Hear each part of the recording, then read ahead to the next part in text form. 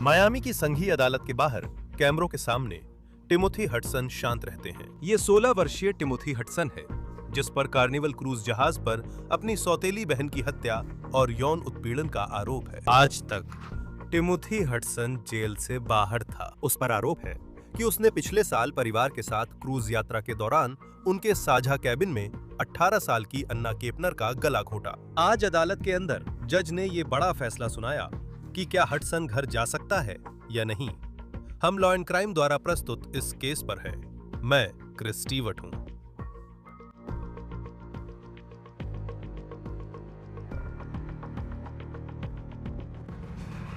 दोस्तों, जल्दी से इस ऑन द केस एपिसोड में जाने से पहले मैं आपको एक फ्री ऐप अपसाइट के बारे में बताना चाहता हूं। ये आपको रोजमर्रा की खरीदारी जैसे पेट्रोल, किराने का सामान और टेकआउट पर कैशबैक देता है। आपको करना बस इतना है, फ्री में अपसाइट डाउनलोड करें, उनके 1 लाख से ज्यादा लोकेशनों में से किसी एक पर ऑफर क्लेम करें, फिर अपनी कार्ड से वैसे ही पेमेंट करें जैसे आप आमतौर पर करते हैं। खरीदारी वेरीफाई करें, पैसे वापस मिलेंगे।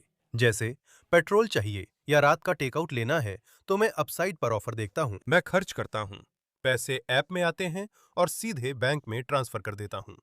अपसाइट के नियमित यूजर्स औसतन साल में $254 तक वापस पाते हैं। कैशबैक पाने के लिए डिस्क्रिप्शन के लिंक पर क्लिक करें या QR कोड स्कैन करें और प्रोमो कोड OTC से पहली टंकी पेट्रोल पर हर गैलन 25 सेंट अतिरिक्त बोनस पाएं। मायामी के एक संघीय जज ने आज अन्ना केपनर के मामले में एक बड़ा फैसला सुनाया है। वो इस कहानी की पीड़िता हैं, 18 साल की लड़की जो हाई स्कूल से ग्रेजुएट हो रही होती, अगर कथित तौर पर उसकी हत्या उसके सौतेले भाई ने न की होती। आज कोर्ट में मौजूद उस लड़के पर वयस्क के रूप में मुकदमा चल रहा है। अगर वो गंभीर आरोपों में दोषी पाया गया तो उसे दशकों तक जेल में रहना पड़ सकता है। और आज इस कहानी ने एक और बड़ा मोड़ ले लिया।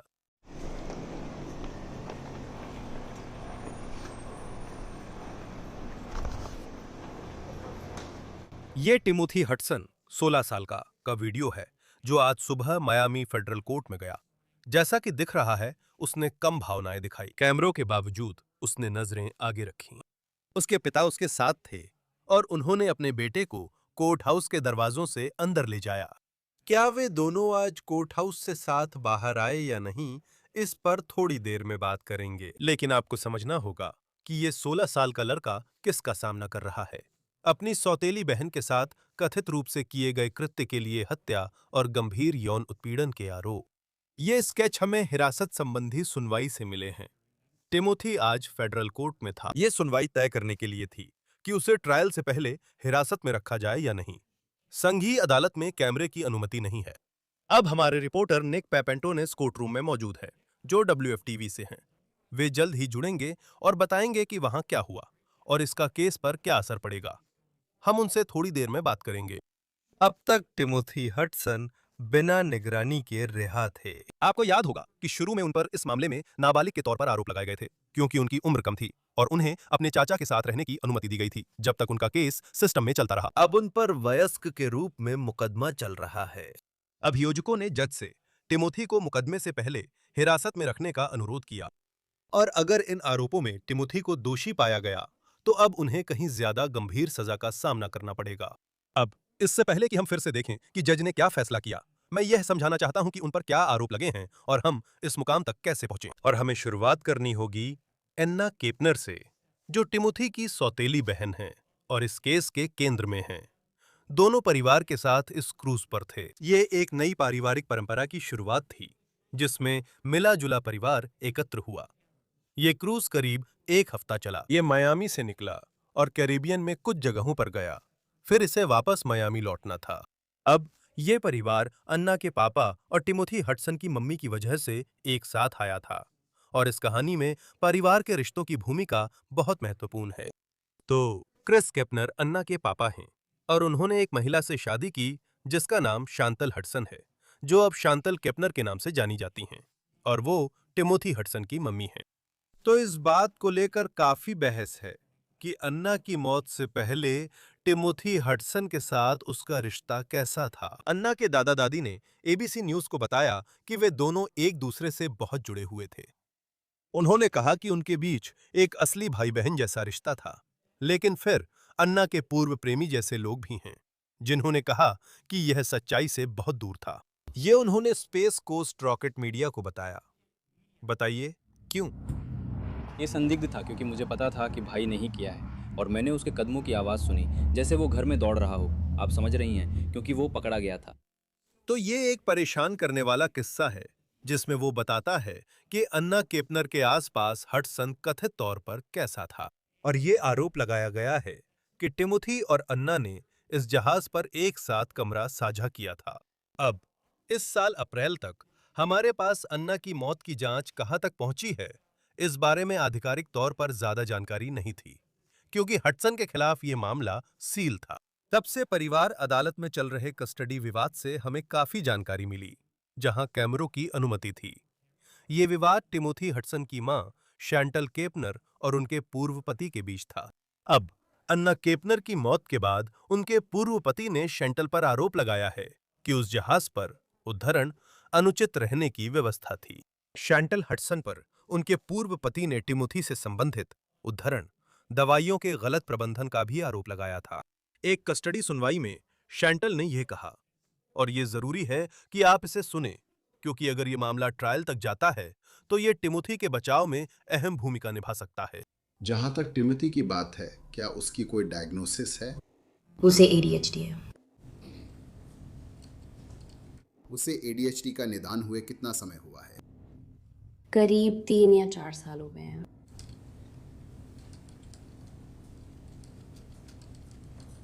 ये आपके मिस्टर हडसन से अलग होने के बाद हुआ था, सही? हाँ, उसी समय के आसपास।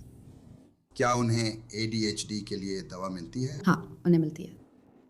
और वो किस दवा पर थे उसके लिए? मेथिनफेनिडेट। क्या आप मेरे लिए इसका उच्चारण कर सकती हैं? कृपया मुझे बताइए अगर आपको पता हो। मेथिलफेनिडेट। मुझे वर्तनी नहीं पता। ठीक है। ब्रांड का नाम कॉन्सर्टा है। ठीक है, धन्यवाद। और टिमोथी को वो दवा कितनी बार लेते थे? हर सुबह।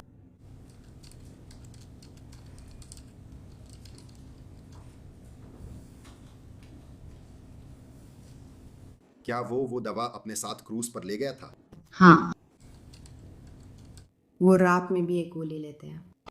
क्या वही दवा? नहीं, वो क्लोडीन है। वो किसके लिए है? अनीद्रा।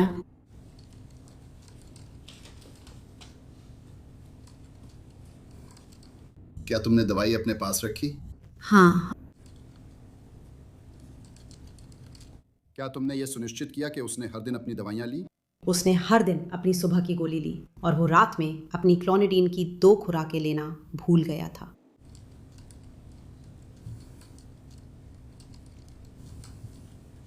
तुमने मात्रा भी अपने पास रखी थी? हाँ, बिल्कुल। हाँ, माफ कीजिए। और आपका क्या मतलब है कि उसने डोज मिस कर दी? वहाँ क्या हुआ था? वो दवा लेने से पहले ही सोने चला गया था। वो पहले ही सो चुका था।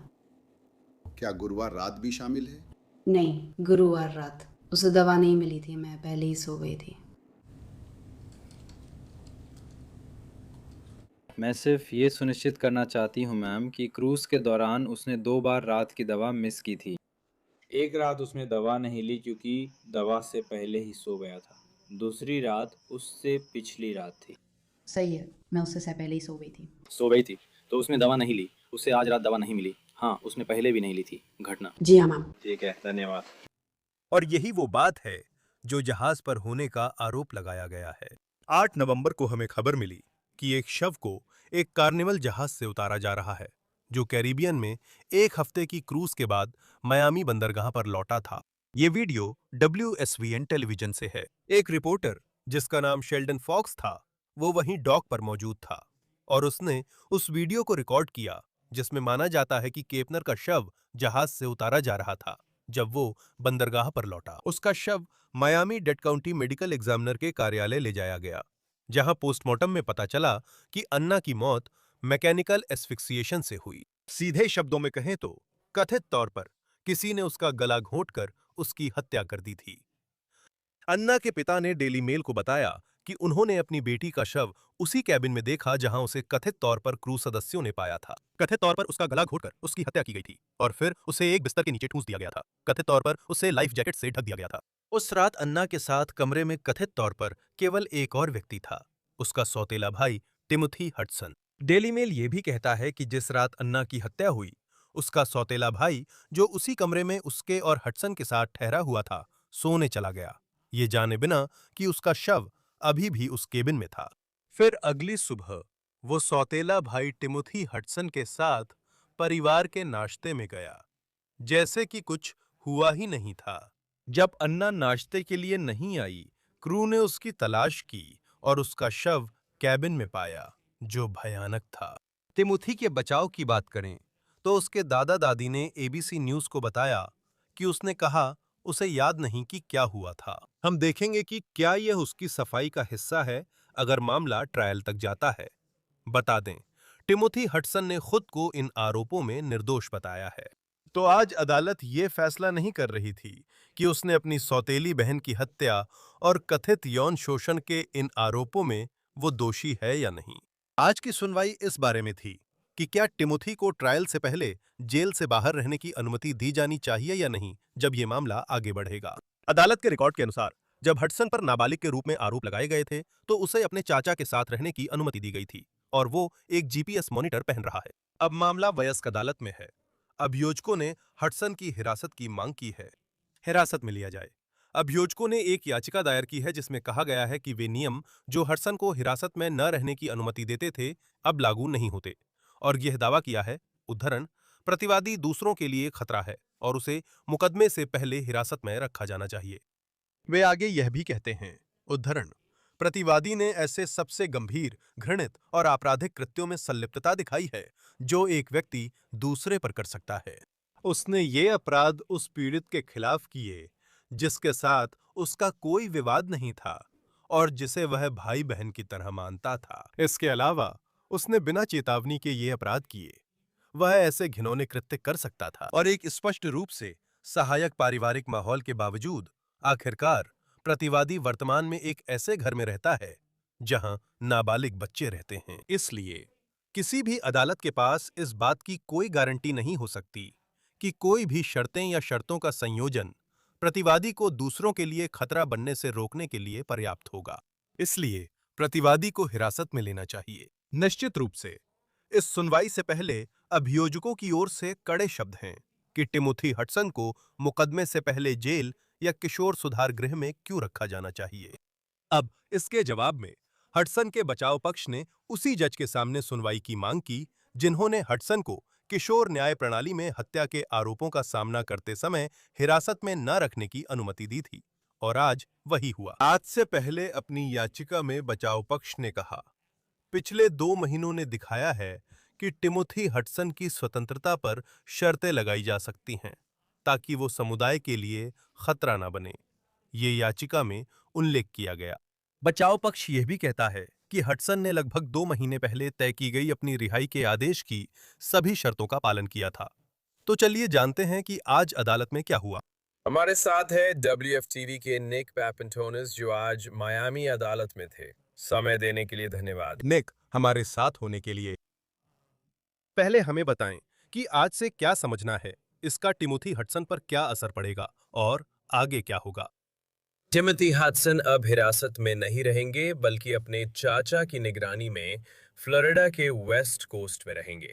ये उनके लिए आंशिक जीत है क्योंकि जजेस ने अभी तक तय नहीं किया है कि ट्रायल से पहले उन्हें जेल में रखा जाएगा या नहीं। जज ने कहा कि मैं अपने विकल्पों की समीक्षा करना चाहता हूं। मुझे नहीं लगता कि उसके फरार होने की आशंका है। मुझे नहीं लगता कि अभी इतना सबूत है कि हमें उन्हें तुरंत हिरासत में लेना चाहिए, लेकिन ये जरूरी नहीं है कि ये जेल से बच निकलने की खुली छूट हो, अगर आप मुझे ये शब्द इस्तेमाल करने दें। हम उनसे भविष्य में एक अंतिम निर्णय की उम्मीद करेंगे। और मुझे पता है कि आज की यह सुनवाई लगभग 2 घंटे तक चली थी। ये संघीय अदालत है, इसलिए अंदर कैमरे नहीं हैं कि हम देख सकें ये सब कैसे हुआ। जैसे कार्यवाही का सारांश क्या था और दोनों पक्षों ने अपनी अपनी राय कैसे पेश की कि क्या होना चाहिए। इस मामले में अधिकतर बातें अभियोजन पक्ष ने कहीं। अभियोजक ने जोश में कहा कि उन्हें लगता है वो समुदाय के लिए खतरा हैं और फरार हो सकते हैं। माफ कीजिए, ये एक गंभीर अपराध था जिसका उस पर आरोप है। हत्या और यौन उत्पीड़न दोनों के लिए उम्र कैद की सजा हो सकती है। उन्होंने जज को बार बार ये याद दिलाया और अन्ना की मौत व कुछ पहले न बताए गए विवरणों के बारे में विस्तार से बताया। वो कह रही थीं कि उसे बाहर खुला नहीं छोड़ा जाना चाहिए और मुकदमे शुरू होने से पहले ही जेल में डाल देना चाहिए। बचाव पक्ष ने काफी कम बोला। उन्होंने मामले पर विचार किया। उन्होंने कहा कि वे इस मामले को परिस्थितिजन्य मानते हैं। ये कुछ ऐसा है जो हम अक्सर बचाव पक्ष के वकीलों से देखते हैं, लेकिन ये जज और जज के फैसले के प्रति काफी ज्यादा सहमति भरा था। ये जानते हुए कि जाहिर है ऐसे मामले में जहां अब कुछ सबूत सामने आ रहे हैं जो कुछ पहलुओं को लेकर काफी स्पष्ट है, उनके लिए ये एक कठिन लड़ाई होने वाली है। इसलिए वे वहां से कम एक अस्थायी जीत के साथ चले गए। और जज जो फैसला लेने की कोशिश कर रहे हैं वो ये है, क्या वे हडसन को मायामी और कोर्ट हाउस के पास ही रखें जैसा कि वकील चाहते हैं, या वे हर्नांडो काउंटी या टैम्पा क्षेत्र में कोई जगह ढूंढते हैं जो उस परिवार के करीब है। जज को लगता है कि उसके लिए यह बेहतर होगा कि उसे परिवार से ज्यादा मुलाकातें मिले और उसके लिए ज्यादा मौके हों। आपने भी जो हुआ उसका जिक्र किया और मैंने ये भी बताया कि हमने इस मामले के बारे में कुछ नई जानकारियां सीखी हैं जो पहले रिपोर्ट नहीं हुई थी। हमने वो समय जाना जिसमें कथित तौर पर अन्ना की मौत हुई। उसका आखिरी संदेश उसके फोन से भेजा गया स्नैपचैट था, जो उसकी मौत वाली रात 8:14 बजे भेजा गया। जहाज के सुरक्षा कैमरे में दिखा कि वो आखिरी बार कैबिन में गई थी और तब कोई और अंदर या बाहर नहीं गया। टिमोथी हडसन ने रात 10:13 बजे कैबिन से सिर बाहर निकालकर दोनों तरफ हॉलवे में देखा और फिर कैबिन से बाहर निकल गए और बस वो बाहर थे। कैबिन में कोई नहीं था जब तक परिवार का एक कम उम्र का सदस्य करीब 1 घंटे बाद 30 सेकंड से 2 मिनट के लिए नहीं लौटा। और परिवार के उस कम उम्र के सदस्य ने जांचकर्ताओं को बताया कि जब वो वहां वापस गया तो उसने अपनी बहन को वहां नहीं देखा। उसने परिवार के उस कम उम्र के सदस्य को वहां छोड़ दिया और फिर आधी रात के बाद वापस आया जब टिमोथी कमरे में वापस आ गया था। टिमोथी ने कथित तौर पर उसे कुछ मिनटों तक कमरे में प्रवेश करने से रोका और फिर उसे अंदर आने दिया। परिवार के सदस्य ने फिर कहा, मैंने बहन को वहां नहीं देखा। हमें यह भी पता चला कि अन्ना की कथित मौत के अगले दिन सुबह टिमोथी को जहाज के एक सिरे से दूसरे सिरे तक तिरछे तरीके से चलते हुए देखा गया था। वो एक कूड़ेदान के पास 22 सेकंड के लिए रुके और फिर अपने कैबिन की ओर वापस चले गए। अभियोजकों ने जज को बताया कि उसी दौरान अन्ना का फोन जहाज के राउटरों पर सिग्नल दे रहा था क्योंकि उसके पास इंटरनेट प्लान था जब तक टिमोथी कूड़ेदान तक नहीं पहुंचे। उनके कैबिन लौटने पर भी एना का फोन उसी कूड़ेदान के पास वाले राउटर पर सिग्नल देता रहा।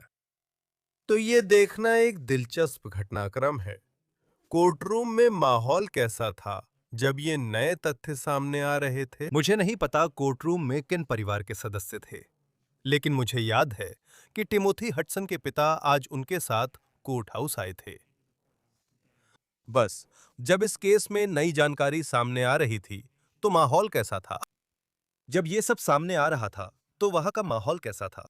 सबसे ज्यादा भावनाएं तो वास्तव में अभियोजिका से आईं जब वो अपना केस पेश करने की कोशिश कर रही थी। परिवार ने सुना, हाँ आप सही हैं, वहां पिता मौजूद थे, मुझे लगता है कि चाचा भी वहां थे। और लेकिन इस परिवार ने ये विवरण पहले भी सुने हैं। ये बातें उस सुनवाई के दौरान सामने आई थीं जब फरवरी में उसे अभी भी नाबालिग माना जा रहा था। हमें अभी सुनवाई की ट्रांसक्रिप्ट मिली, इसलिए बातचीत से पहले मैं पढ़ रहा था। मैंने देखा कि उन्होंने इसे पहले भी विस्तार से बताया था, इसलिए उनके लिए ये नया नहीं था और उनकी तरफ से खास प्रतिक्रिया नहीं आई। हमने देखा कि हडसन ने 2-3 बार अपनी आंखें पोंछी जब अभियोजक उनके खिलाफ यौन उत्पीड़न के आरोपों के बारे में बात कर रहे थे, लेकिन निष्पक्ष रूप से कहे तो वो लगातार नाक साफ कर रहे थे। ये साफ नहीं था कि ये भावनाओं या एलर्जी के कारण था, क्योंकि अभी फ्लोरिडा में भी ऐसा हो रहा है। हाँ, और यही मेरा अगला सवाल होने वाला था, क्योंकि जब भी हमने टिमोथी हडसन को देखा है, और अब तक ये 2 बार ही हुआ है। पहली बार जब वो मियामी की अदालत में आए थे और अदालत में जाते समय उन्होंने अपना चेहरा ढक लिया था, और फिर आज जहां उन्होंने अपना चेहरा ढका नहीं था, लेकिन ऐसा लगता है कि उनके चेहरे पर हमेशा एक बहुत ही शांत और गंभीर भाव रहता है, और हमने उनमें ज्यादा भावनाएं नहीं देखी हैं। आपको और क्या खास लगा जब आप उनके साथ उसी कमरे में थे, जहां आप जानते हैं वो वही व्यक्ति हैं जिनके बारे में हमने पिछले साल नवंबर से, जब ये भयानक त्रासदी हुई थी, बहुत कुछ सुना है। उनके साथ कमरे में रहकर आपको क्या खास महसूस हुआ? आप जानते हैं, मुझे लगता है कि इस मामले की खास बात है कि आज पता चला ऐसी स्थिति के लिए कोई न्यायिक मिसाल नहीं है। तो हम यहाँ कुछ बेहद गंभीर आरोपों की बात कर रहे हैं। दुर्लभ अगर कुछ है तो वे आरोप नहीं बल्कि उनकी परिस्थितियां हैं। हम एक 16 साल के बच्चे की बात कर रहे हैं। वकीलों ने सबसे करीबी मामला कुछ साल पहले क्रूज शिप पर हुई मौत का ही पाया, और उस मामले में वो 2 वयस्क नहीं थे। और जब आप वकीलों को बात करते हुए सुन रहे होते हैं और फिर आप हडसन को देख रहे होते हैं, तो आपको एहसास होता है कि आप एक 16 साल के बच्चे की बात कर रहे हैं, जो ज्यादातर हालात में अभी भी नाबालिग माना जाता है, और जैविक रूप से भी वो अभी भी नाबालिग ही है। और आप उम्र कैद की संभावना की बात कर रहे हैं, और अगर वो प्ली डील भी करता है तो भी उसे 30 साल की सजा का सामना करना पड़ेगा। यही वजह थी कि अभियोजक ने तर्क दिया कि उसे फरार होने का खतरा माना जाएगा, और इसलिए इस युवा के सामने जो गंभीरता है, अगर उसे दोषी ठहराया जाता है और जो कुछ भी उसे झेलना पड़ रहा है, वो ऐसी चीज है जिसका सामना 99% 16 साल के बच्चे कभी नहीं करते। और इसलिए आपके लिए भी मुश्किल होता है, खासकर जब आप अक्सर अदालतों की रिपोर्टिंग करते हैं। इस मामले की परिस्थितियों के बारे में बात करना और फिर पीड़ित को और संदिग्ध या आरोपी की उम्र को देखना, ये सब बहुत ही अवास्तविक सा लगता है। और यही एक हिस्सा है जब हडसन खुद भी लगता है कि जो कुछ हो रहा था उसके लिए तैयार थे। मुझे लगता है उनके वकील ने पहले ही आगाह कर दिया था, और आज सुबह वे विपरीत दिशा से आए थे। उन्होंने कैमरों को यकीन दिलाया कि वे एक दिशा से आएंगे, लेकिन आखिर में चुपचाप पीछे से आ गए। जब आप कोर्ट हाउस से बाहर आ रहे होते हैं तो इससे सच में बचा नहीं जा सकता, और उन्होंने बाहर आने में थोड़ा समय लिया, लेकिन वे काफी जल्दी बाहर आ गए और ये सुनिश्चित किया कि गाड़ी वहीं खड़ी हो और वे बिना कुछ बोले उसमें बैठ सकें। केपनर परिवार आपके कवरेज क्षेत्र से है, WFTV, जो सेंट्रल फ्लोरिडा को कवर करता है, और ये काम बहुत अच्छे से करता है। आप जानते हैं, मैं उस पारिवारिक समीकरण के बारे में सोचता हूं, क्योंकि इस क्रूज शिप पर एक मिले जुले परिवार के लोग थे, और फिर आपके पास, आप जानते हैं, वह कस्टडी केस है जो शांतल केपनर के साथ चला, और उससे हमें जो जानकारी मिली। इस कहानी को कवर करना और इस जहाज पर जो हुआ उससे प्रभावित हुए परिवार के अलग अलग पहलुओं को कवर करना आपके लिए कैसा रहा है? मैं इस पर सीमित बात कर सकता हूं, क्योंकि दूसरे रिपोर्टर ने परिवार से मुझसे ज्यादा बात की है। लेकिन एक मायने में ये असामान्य रहा है कि इस मामले में जो कई जानकारियां हमें शुरू में मिली, वे उसी पारिवारिक समीकरण से ही सामने आ रही थीं। और ये एक ऐसी बात है जिससे हमें रिपोर्टर के तौर पर सावधान रहना पड़ा, क्योंकि बहुत सारे आरोप लगाए जा रहे थे, बहुत सी बातें थीं जिनकी पुष्टि नहीं हुई थी। हमारे पास उन्हें साबित करने के लिए कोई सबूत नहीं है, लेकिन ये बातें परिवार अदालत के दस्तावेजों से सामने आ रही हैं, जो असामान्य हैं। हम फ्लोरिडा के मीडिया आउटलेट्स आमतौर पर इस पर ध्यान नहीं देते, क्योंकि परिवार अदालत आमतौर पर हमारे फोकस में नहीं आती। आप दस्तावेजों से परिवार की उथल-पुथल देख सकते हैं, क्योंकि घटनाओं को छुपाने की असली कोशिश नहीं हुई थी। इसी तरह हमें शुरुआती दिनों से ही पता चला कि टिमोथी हडसन इस मामले में संदिग्ध था। तो ये हमारे लिए असामान्य रहा है। क्या कोई संकेत था? और मुझे बस पिछले इंटरव्यूज से पता है कि अन्ना केपनर के परिवार की तरफ से उनके पिता ने कहा था कि वो टिमोथी हडसन के ट्रायल में नहीं होंगे, कि उनकी पत्नी टिमोथी हडसन की जैविक मां, मेरा मानना है सही है, जैसे कि वो भी ट्रायल में नहीं होंगी। क्या आज वहां उनकी या अन्ना केपनर के परिवार के किसी सदस्य की मौजूदगी दिखी? मुझे वहाँ कोई भी ऐसा नहीं दिखा जो परिवार का सदस्य लगता हो। मेरी उनसे कभी व्यक्तिगत रूप से मुलाकात नहीं हुई, लेकिन जब लोगों को कोर्ट रूम में क्रम से लाया गया था और जब उन्होंने परिवार को बुलाया तो सिर्फ एक ही पक्ष अंदर आया। तो हाँ, मैंने सिर्फ अन्ना की तरफ ही देखा। वहां ज्यादातर पत्रकार, कोर्ट स्टाफ और कुछ इंटर्न्स भी दिख रहे थे। टिमोथी की तरफ कुछ पत्रकार थे, लेकिन उसके जैविक परिवार के कई सदस्य समर्थन में मौजूद थे। अब जब जज ने फैसला किया है कि आगे फैसला लेंगे, तो इस केस में आगे क्या उम्मीद की जा सकती है? जज ने मार्शलों को आदेश दिया है कि वे टैंपा क्षेत्र में हडसन को रखने के लिए हर्नांडो काउंटी या आसपास कोई उपयुक्त सुविधा ढूंढे जहां उसका परिवार रहता है। मायामी डैड में उसे रखने की सुविधा पहले ही मंजूर हो चुकी है।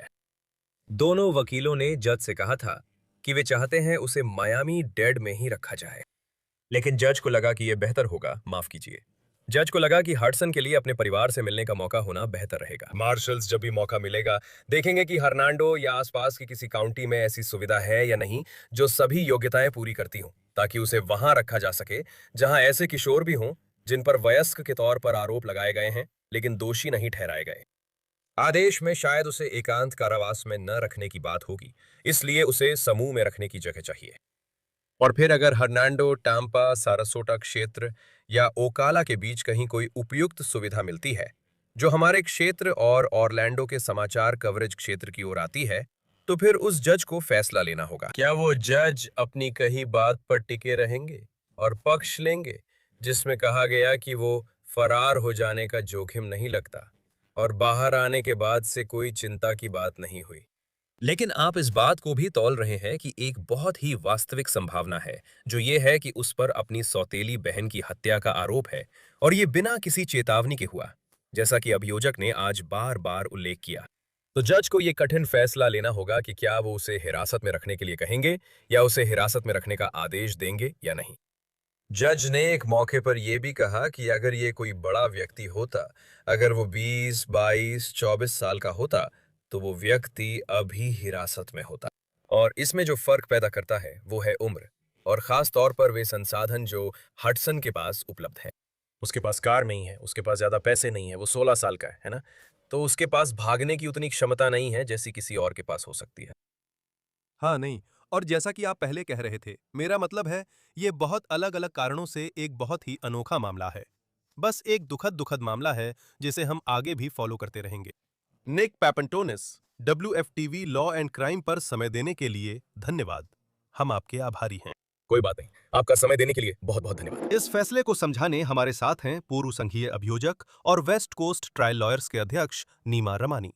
लॉ एंड क्राइम पर आपको देखना हमेशा अच्छा लगता है। मुझे ये दिलचस्प लगा कि आज जज ने कुछ ऐसा कहा कि अगर टिमोथी हडसन 20 साल के होते तो उन्हें हिरासत में लिया जाता। चूंकि वह 16 साल के हैं, मियामी की संघीय अदालत से बाहर जा सकते हैं। अब तक उन्हें मुकदमे से पहले हिरासत में नहीं लिया गया। इस फैसले पर आपकी राय क्या है? क्रिस स्टीवन, हमेशा बुलाने के लिए धन्यवाद। संघीय आपराधिक न्याय प्रणाली में किशोरों पर कम मुकदमे होते हैं। ये ज्यादातर राज्य अदालतों में होते हैं। जाहिर है ये एक ऐसा मामला है जिसमें आप एक क्रूज जहाज पर हत्या की बात कर रहे हैं, इसलिए इसमें संघीय अधिकार क्षेत्र है। लेकिन मैं आपको व्यक्तिगत रूप से बता सकता हूँ, उदाहरण के लिए मैंने 1000 से ज्यादा लोगों को संघीय जेल में डाला है और मुझे याद नहीं कि मैंने कभी किसी नाबालिग पर मुकदमा चलाया हो। नाबालिग पर आरोप लगाने के लिए कई प्रक्रियात्मक कदमों से गुजरना होता है, खासकर हत्या के मामले में।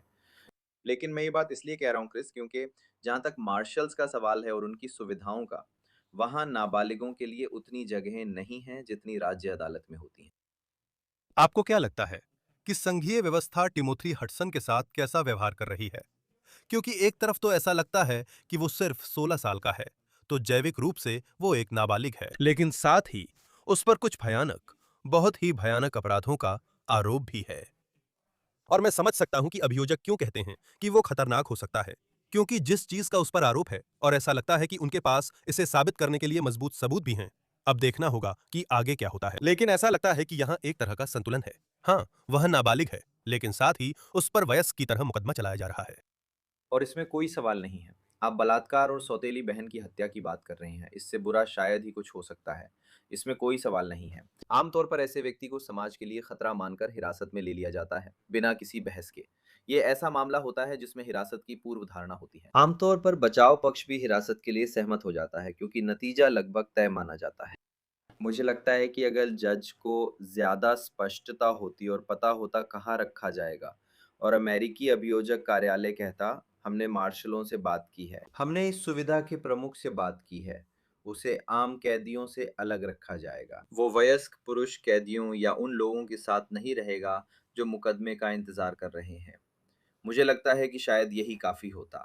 मुझे नहीं लगता कि जज संतुष्ट थे। अब देखिए, सरकार हमेशा जाकर रिमांड की मांग कर सकती है और इस मामले की फिर से सुनवाई की मांग कर सकती है।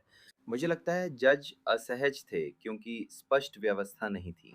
जाहिर है डिफेंस ने कुछ दलीलें दी, जैसे कि देखिए ये व्यक्ति अपने चाचा के साथ रह रहा है जो पहले कभी फरार नहीं हुआ था और जो अब तक की सभी अदालत की सुनवाइयों में शामिल हुआ है। मुझे नहीं लगता कि ये दलील काम आती अगर उसके लिए कोई उपयुक्त व्यवस्था होती। हाँ, यही मेरा अगला सवाल था।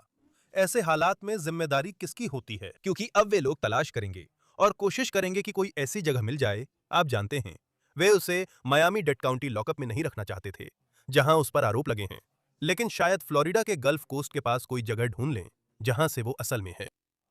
इस काम को पहले से करने की जिम्मेदारी किसकी है, ताकि आकर कहा जा सके कि हमें लगता है कि यह एक ऐसी सुविधा है जो अभी उसे ले सकती है और यही वह जगह है जहां उसे रखा जा सकता है। तो जिम्मेदारी के लिहाज से किसी आपराधिक मामले में वास्तव में दो हिस्से होते हैं। मामले की शुरुआत में जब तक दोष स्वीकारोक्ति या जूरी ट्रायल या बेंच ट्रायल में दोष सिद्धि नहीं हो जाती, कैदी या बंदी यूएस मार्शल्स की हिरासत में रहते हैं। प्री ट्रायल सर्विसेज जोखिम का आकलन और सिफारिशें देती हैं, लेकिन वही दो संस्थाएं व्यक्तियों का प्रबंधन करती हैं और वे इसके लिए जिम्मेदार इसलिए हैं ताकि ये सुनिश्चित किया जा सके कि वे अदालत में आएं और जाएं। तो ये वे व्यक्ति हैं जो दोष स्वीकारोक्ति या दोष सिद्धि से पहले हिरासत या यात्रा को संभालते हैं। जब दोष स्वीकारोक्ति हो जाती है तो फिर मामला दूसरी एजेंसियों के पास चला जाता है, जो वास्तव में ब्यूरो ऑफ प्रिजन्स बीओपी और यूएस प्रोबेशंस होते हैं। ये वही लोग हैं जो इसमें शामिल होते हैं। इसी वजह से जज सिफारिश करें तो भी बीओपी देश में कहीं भी किसी को भेज सकता है। यह उपलब्धता, सुरक्षा और जगह जैसी बातों पर निर्भर करता है। तो अभी वही मार्शल्स हैं जिन्हें यूएस अटॉर्नी के कार्यालय को जानकारी देनी होती है। ये न्याय विभाग के अंतर्गत आता है ताकि ट्रायल से पहले उचित जगह रख सके। क्या आपको हैरानी है कि वो सिर्फ उन आरोपों के आधार पर बाहर निकल सका और अब ये मामला वयस्क अदालत में है? क्या आपको जज के इस फैसले पर हैरानी है? मैं इस फैसले से हैरान था।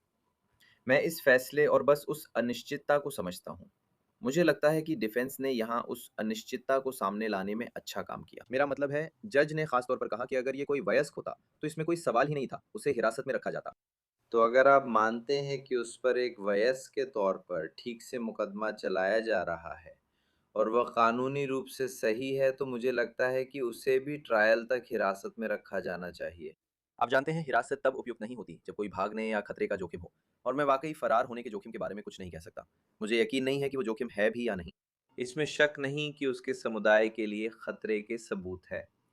अभियोजन पक्ष ने कहा है कि वो दो अन्य नाबालिगों के साथ घर में रह रहा है जो समस्या हो सकती है, और वो उस घर में मौजूद अन्य लोगों को भी जोखिम में डालता है। हाँ, इसी हिस्से में मैं आज अभियोजकों के बारे में सोचता हूँ, और जैसा कि हमने कोर्टरूम के अंदर मौजूद लोगों से बात करके समझा, वहां ये हो रहा था। आप जानते हैं, वे बस इस बारे में बात कर रहे थे कि अभियोजक किस तरह से ये बता रहे थे कि वो कितना बड़ा खतरा है, और वे केस से जुड़ी सारी जानकारियां सामने रख रहे हैं। और मेरा मतलब है, हमने निश्चित रूप से पहले भी देखा है कि उस पर क्या आरोप लगे हैं। मैं यही सोच रहा हूं, अगर आप अभियोजक हैं और कहते हैं वो जनता के लिए खतरा है, पर जज कहते हैं अगर वो 20 साल का होता तो मैं उसे यहीं रखता। मेरा मतलब है, अभियोजकों के पास और क्या हो सकता था जिससे वे उसे ट्रायल से पहले जेल में रखने की कोशिश करते। मुझे लगता है कि अभियोजकों को क्या करना चाहिए था, जाहिर है कि कोई जो बाद में बैठकर सलाह दे रहा है, आप जानते हैं, यानी बाद में बैठकर राय देने वाली बात, आप इसे जो भी कहना चाहें, सही है। उन्हें व्यवस्था पूरी तैयार रखनी चाहिए थी ताकि अदालत में पेश कर सकें। यही जगह है जहां उसे रखा जाएगा और सुरक्षित रहेगा।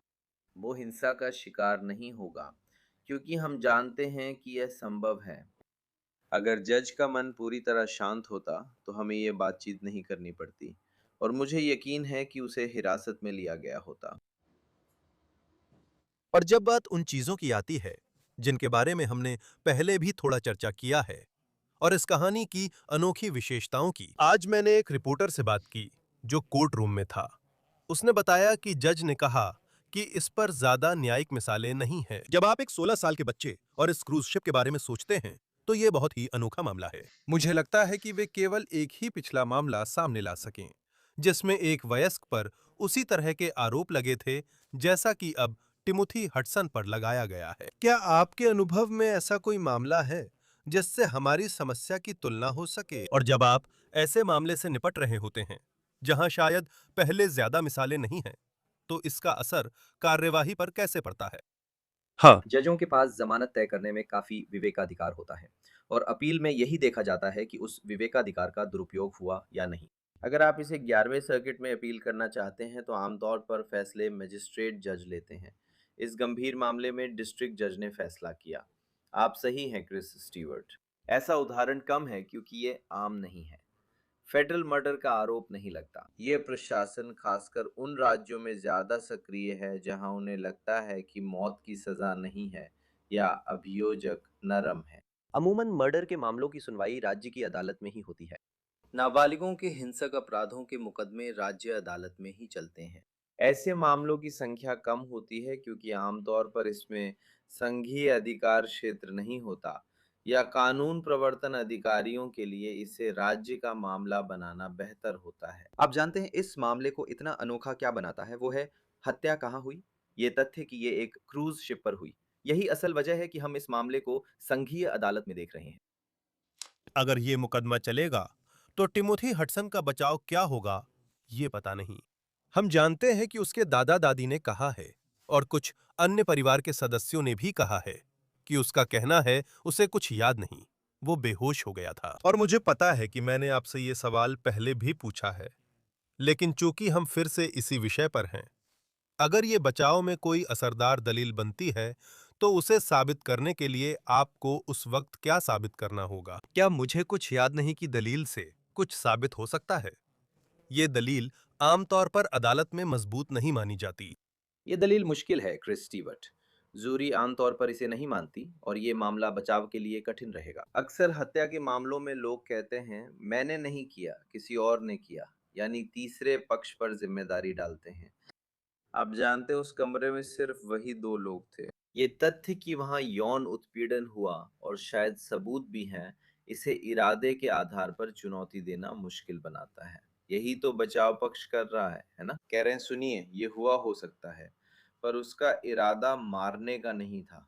यहाँ गला घोटना, दम घुटना है, ये बहुत मुश्किल होगा। और फिर आप जानते हैं जो दूसरी बातें हम करते हैं, आत्मरक्षा वगैरह या फिर गैर इरादतन हत्या, गुस्से में आकर किया गया अपराध। मेरा मतलब है जाहिर है उसके वकील किसी न किसी तरह से उसका बचाव करेंगे।